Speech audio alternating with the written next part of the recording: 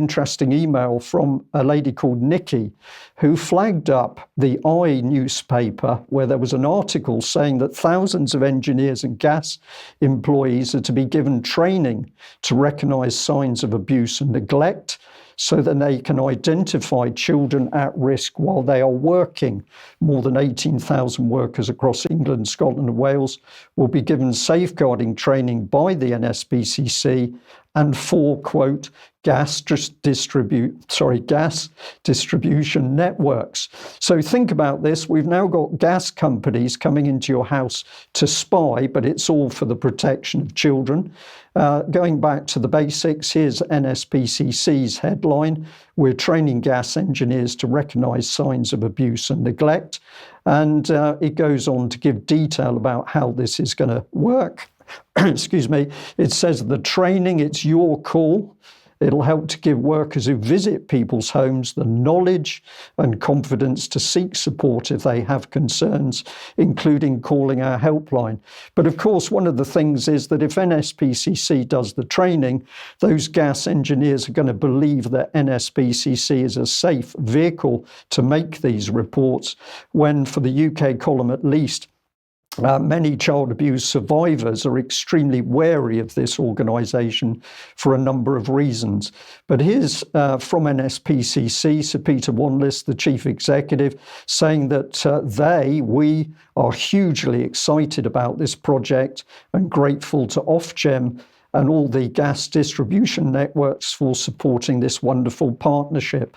So your gas engineer is going to become a Stasi spy, and we should all relax, because if they make a report concerning the safety of children, that wonderful organisation, NSPCC, is going to look after it from there. Will the gas engineer's report mean that children are taken away from parents? I believe the answer is yes. 100% that's going to happen. And in many cases, those children will be taken on false pretenses. And I say that based on what is happening around us and through child protection today. Before we leave this little segment, and you're probably still thinking, my goodness, can I now trust the man who comes in to fix my boiler or read the meter? Let's take ourselves back to when David Scott was doing some extremely good work to do with child protection, the named person scheme up in Scotland. And he, at the time, got hold of an interesting audio clip where Jim Terrace, the Scottish Borders Child Protection Committee Training and Development Officer, is talking about what's happening and taxis. Let's have a listen to this. The main thing that you have to understand is, though, is that if you're contracted out for services to the local authority, you will have a duty, a legal duty, to assist the named person, right? Now, you can imagine the conversations I've been having whilst I've been doing taxi driver training, right?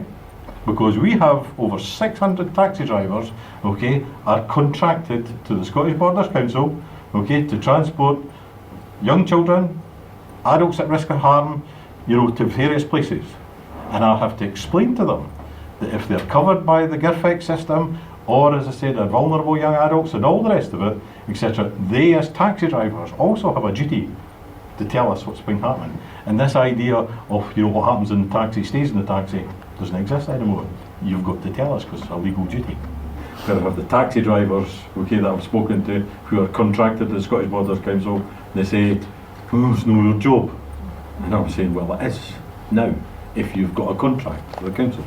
Okay, if a child tells you something in the actual front seat of the car, okay, or behind you, that this happened last night and all the rest of it, and you're concerned about it, I said to her, and then I went on to ask, what happens if that happens? What do you do? Where do you go? And a lot of them didn't think to get out of the car at the school and go in and speak to the teachers. I had to explain to them that that was the step that they should take. It's quite interesting, okay, how this is affecting lots and lots of different organisations, where you're effectively having to explain to them that passing on information and the duty to assist the named person means that you will have to know about it's quite clear that you can pass on this information. So there we are, 2023, and the extraordinary situation in UK that we will have gas engineers and taxi drivers spying on their passengers in the interests of child safety. But at the same time, we've got councils perfectly happy that highly sexualized entertainers are going to be training children in their arts. And in the background, we've got failures, consistent failures by the UK state to protect children from all manner of abuses. So is this confusion accidental? I don't think it is. I think this is designed to confuse the public so they can't see the real attack, which is on our privacy as adults, but also they are after the minds of the children. We'll leave it there, leave you to think about that. We'll say thank you very much for joining UK Column, and a big thank you to Vanessa Beeley and Debi Evans and our guest, Hovi Seligman, for his excellent contribution on matters to do with VAERS data. We'll leave it there. Bye-bye. Thank you for joining us. And if you're a subscriber of UK Column, in a few minutes' time, we will be doing a UK Column Extra. So join us for that.